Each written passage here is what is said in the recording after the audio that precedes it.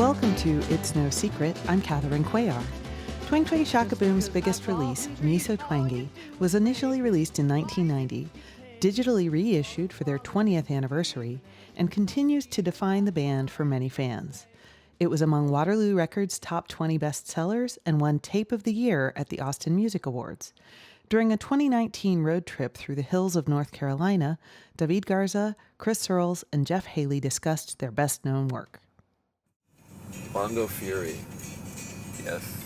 You could have put a Mel Bay book about bongos and this would be in it. Lead singer, songwriter, and guitarist Davíd Garza. What guitar is this? Is this the Alvarez? Yeah, man. Wow. We own a third of this guitar part. That's a good story. Jefé, bull fiddler and leader of Twang's crowd sing-alongs and hand claps. We went Bear Country. What was the music store where we bought the guitar? Straight. Went to Straight. Really? Davíd picked out a beautiful guitar. It was $700, $800. Yeah. And we had we were communists at that. We were totally communists. We were communists at that point. Shoot, I owe you guys $320 a piece, or 200.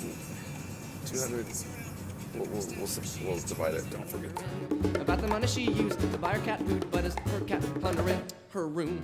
Her CDs are Donnie and Marie, and the Bee Gees her room. Her CDs are Donnie and Marie, and the Bee Gees. I don't sleep in as sure as the desert's dry. You will never. I always mess these words up. I always get the chords right. Is there a certain song that you always mess up, Jefé? Apparently it's Amnesty. Really? Man, is there a song you always mess up? Like you just never get right? Percussionist Chris Searles. These days or back in the day? These days. I'm sure there are. Yeah, I don't know what. I mean, it's been a while. Been a while. Been a long time. I always mess up this one, and I always mess up Always Give Your Love Away. There's a lot of words. There's a lot of words. And I just... And you have to, your tongue has to be, very accurate, right? Oh, yeah. The elocution. The rain in Spain is mainly on the plain. And I can't hold you anymore. Oh, my Lord. Ever since you told me you can't hold me anymore. Oh, my Lord. And as sure as your hair is long, you will disregard this song. And as deep as the national debt, I'm sure someday I'll regret the fact that you can't see me. This sounds like you overdubbed 2 or 3 bongos on this one. It's so good. It's like flippity flappity, flippity flappity.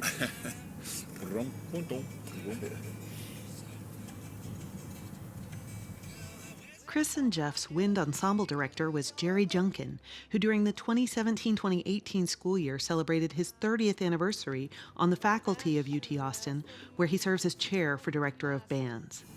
One of my favorite memories is after we did this session, we were back at UT Monday morning, and talking to Jerry Junkin about it for 2 seconds in the hallway. Oh, yeah? And just saying, it was the most amazing thing. We were in this real studio, and he was excited for us.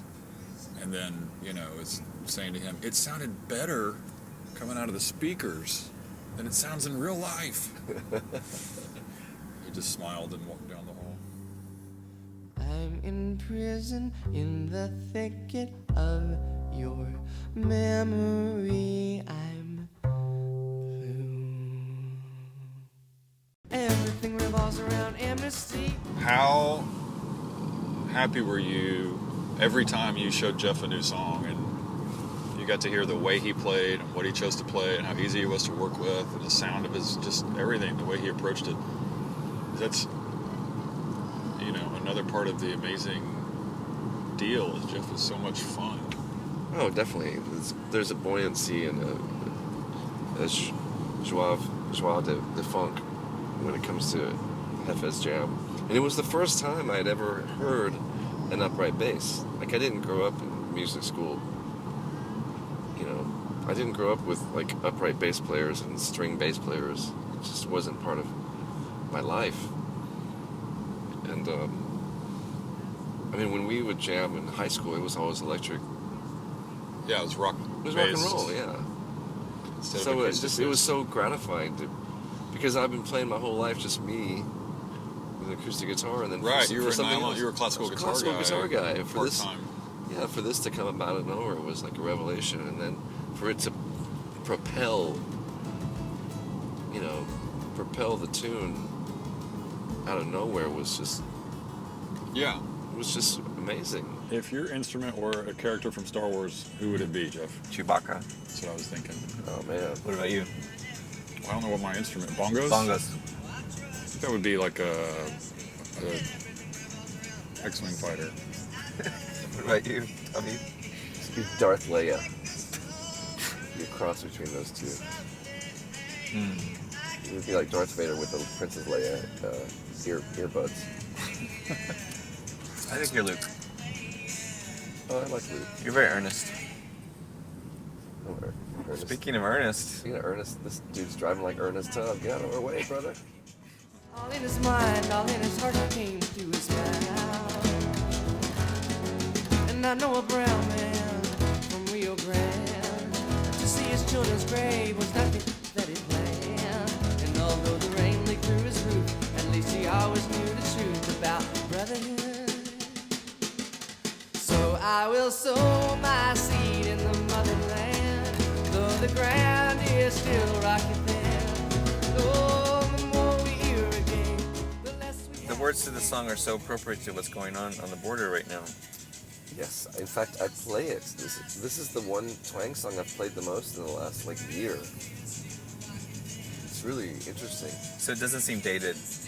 No, I still am a little kind of like Skywalker-ish about the lyrics, but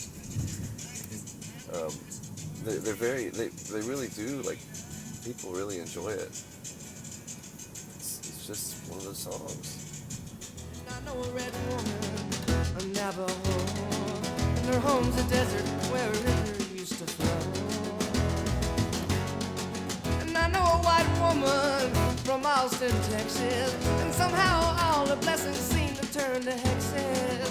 And although the rain leaked through her roof, at least she always knew the truth about Davíd Garza's older brother, Joel, who was also a student at UT Austin at the time, has a co-writing credit for the song While My Hair Grows Long. all the trust in me always was there. All right, Mr. Joel Garza got a co-write on this one, Davíd. Oh yeah, this is a jam. Hamster verse? He wrote the hamster verse. We need to pay him his royalties. He lives in the hamster verse. Yeah. So, Joel cut out all these pictures from Dallas Observer and Austin Chronicle and Daily Texan, and he decorated his dorm room at Jester. I think it was Jester, with all these, this amazing, crazy montage of just, he would make these amazing, beautiful collages on his dorm wall.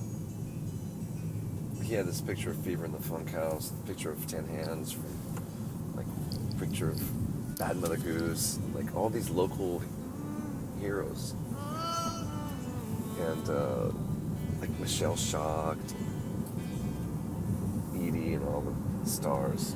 So I think that's what he was saying was, all the faces on my wall stare down at me. Okay. Never shine half as brightly, but if my hair grows long, civil wars will linger on inside of me. I think you could say this is your greatest lyric from 1989. The metaphor is so incredible.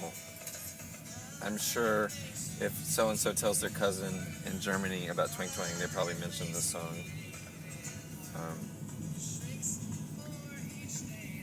It's just awesome, and it's so 18-year-old-y also. It's very 18-year-old-y. If I like the to think of if Twang had social media, if we had Facebook and MySpace and Snapchat and all that stuff, Which social media do you think Twang would have been? Definitely MySpace. And we would have been MySpace kings in 1990. I think we talked about this in another episode. Twang was, our energy was like, I don't think we really would fit with social media because it was so organic and granola and Austin. I mean, Austin's probably very social media-esque now, but I think part of the reason why people were into the band is that they were hearing about it from their friends, but with actual people saying, "Hey, let's go see this band," or "I heard about this band at the West Mall," or "I went to go see this band and it was the most fun show I've seen in a year." And if somebody said that on Twitter, you wouldn't believe them because people are just talking, you know. Well, it's a dull spoon that just ain't cutting any beef back there. You know what I'm saying? Yes, I do. I believe that. You'll miss me. I know that someday you'll miss me. I know that someday you'll miss me soon, and I'll be an empty ballroom. My emaciated heart. My emaciated heart. My emaciated heart. My emaciated heart. My emaciated heart.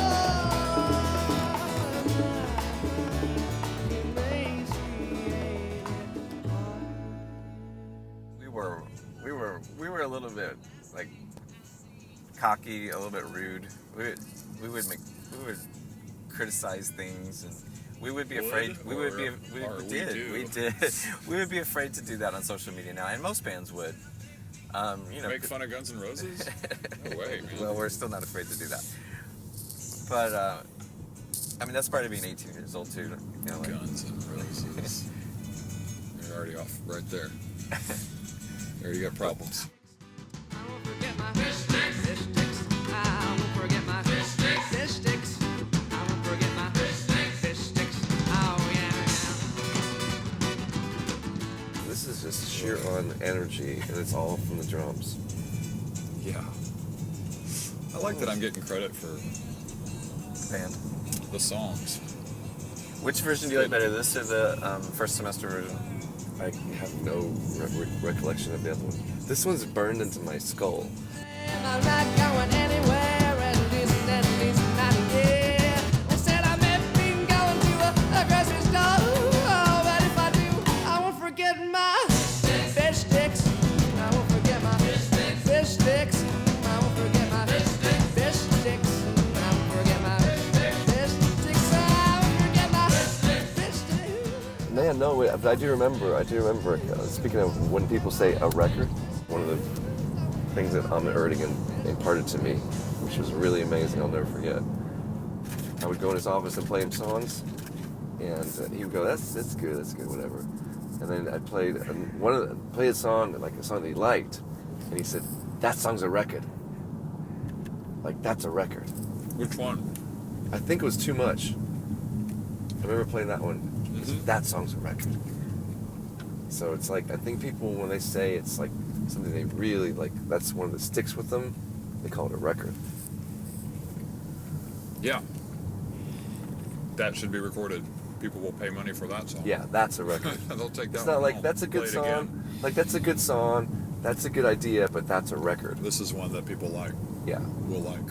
As Twang took off, another Austin band was finding major label success, Poi Dog Pondering, a collective of musicians who had relocated to Texas from Hawaii, helmed by charismatic bandleader and singer-songwriter Frank Orrell. Frank joined Twang on the finale, Big Stick, which was originally heard on the first semester cassette, then re-recorded separately from the rest of Me So Twangy in another studio. The jam arrangement of Big Stick, which featured Poi Dog's Frank Orrell on vocals and shaker, became a crowd-pleasing sing-along in concert for Twang and afterward for Davíd. One. You ready? 1, 2. 1, 2. I'm not going back in the closet. This is with Frank. Yeah, we didn't record this at the same time. This is a previous session at our Lund Studios, and they put us in the shower stall because I thought that was going to be their cool new room. This is the one we could afford. It's a groove, man. Do you remember how you got Frank to come to the session? I went over to their studio, and I ended up we sang and played on one of their songs. Or was that just me? That was just you, I think. I played on Volo Volo, but I think that was after Twang. That was after Twang. I remember it was a song called "Been Down So Long, Seems Like Up to Me." Oh, you played on that? Yeah. Or sang on that? I just remember hanging out with Frank and Patrice and the whole Poi Dog gang and thinking, this is a co-op, man. This is a Yeah. commune. They seemed would so have to- old, and they were like 24 and 26 years old. Yeah, they were the best. This has got the Poi Dog magic. It's just crazy. All it takes is Frank being in the room. Right. He brings the love. Yeah, I mean, we didn't even rehearse. He just jumped right in and sang Yeah. by a perfect, amazing harmonies. Yeah. And stopped when we stopped. And he might have, was he maybe playing some cowbell or something too? I think He's playing Shaker. Shaker.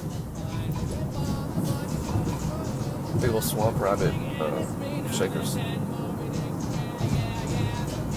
Yeah, he's just such a great spirit. Are you surprised that people love the song so much? No. It's a funky jam. It is. And the lyrics are... Well, SeaWorld had only been open for a few years. People were still really excited at that time. It sounds like you're saying something else. I don't think it's She meant to got be it? taken literally. Oh. I think it's interesting how it's very Yoda, how watermelon I eat. Chew on the rind. Yeah. This song is what is Yoda. Some songs are Luke, some songs are Yoda. Yeah, that needs to, instead of fire, we need to call stuff Yoda. The F mark. It's a time for a Yoda song, David. Pull out the Yoda song. Watermelon I eat. Yoda didn't say I. He would say me, right? Me So Twangy. Look. I forget why it was called Me So Twangy. Huh? I have to be reminded sometimes of how we even came up with that.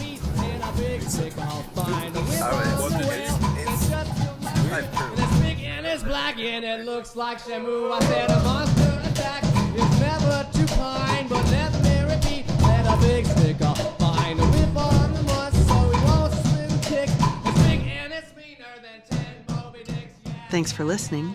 Please follow Twang Twang on SoundCloud, like Twang on Facebook, and follow Twang Twang Shock on Twitter.